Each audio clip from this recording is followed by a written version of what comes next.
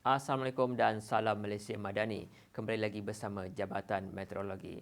Keadaan cuaca panas dan juga kurang hujan masih lagi berlanjutan terutamanya di kawasan utara dan juga pedalaman Semenanjung. Dan setakat hari ini terdapat 5 kawasan di negeri Kedah berada di tahap berjaga-jaga dengan suhu maksimum 35 hingga ke 37 darjah Celsius untuk 3 hari berturut-turut. Kawasan berkenaan adalah di kawasan daerah Kubang Pasu, Padang Terap, Pokok Sena, Pendang dan juga Baling di negeri Kedah. Orang awam disarankan untuk mengurangkan aktiviti di luar kawasan rumah dan juga elakkan pembakaran terbuka. Seterusnya, kita beralih kepada pemantauan keadaan cuaca semasa melalui gema radar. Keadaan cuaca cerah dan tiada hujan pada ketika ini di kebanyakan kawasan di sekitar Semenanjung.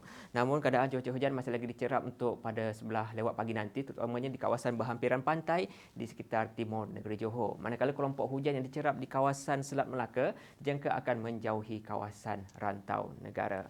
Seterusnya, pada sebelah petang nanti, keadaan cuaca hujan masih lagi berpotensi untuk berlaku di beberapa kawasan, terutamanya di sekitar negeri Johor, kawasan di Negeri Sembilan, Lembah Kelang, di Negeri Perak, serta beberapa kawasan di pedalaman negeri Kedah dan juga di Pulau Pinang. Seterusnya, kita beralih pada tinjauan cuaca di Sabah dan juga Sarawak pada ketika ini. Keadaan cuaca hujan berserta ribut peti kini dicerap melibatkan bahagian Kapit dan Limbang serta di kawasan berhampiran pantai melibatkan bahagian Kuching dan juga Mukah di Sarawak serta di bahagian pedalaman di Sabah. Keadaan cuaca hujan ini jangka akan beransur reda pada lewat pagi nanti. Dan seterusnya pada sebelah petang pula, keadaan cuaca hujan berserta ribut peti masih lagi berpotensi untuk berlaku di Sarawak terutamanya di kawasan selatan, pedalaman dan juga utara Sarawak, manakala di Sabah akan lebih tertumpu di bahagian pedalaman, pantai barat dan juga Tawau.